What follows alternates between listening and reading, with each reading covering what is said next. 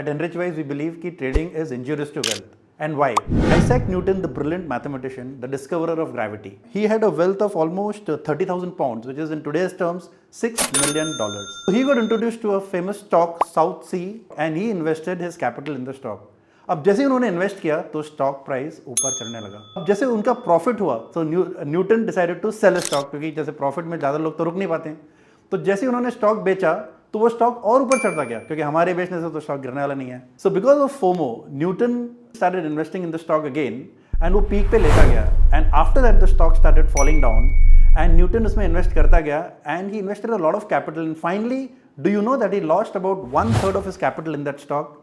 अब उसके बाद Newton finally got out of the stock markets and उनको लोगों ने पूछा कि सर आप इतने ब्रिलियंट मैथमेटिशियन हो, इतने सक्सेसफुल मैथमेटिशियन हो, तो आपने ये कैसे प्रिडिक्ट नहीं कर पाए कि स्टॉक मार्केट बढ़ रहा है या गिर रहा है.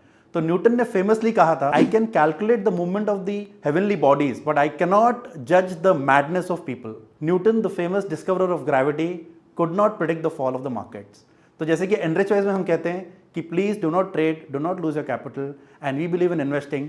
फॉलो द एनरिचवाइज का journey based process which is a combination of asset allocation, investing in mutual funds, diversify your portfolio, and investing in quality blue chips and create capital.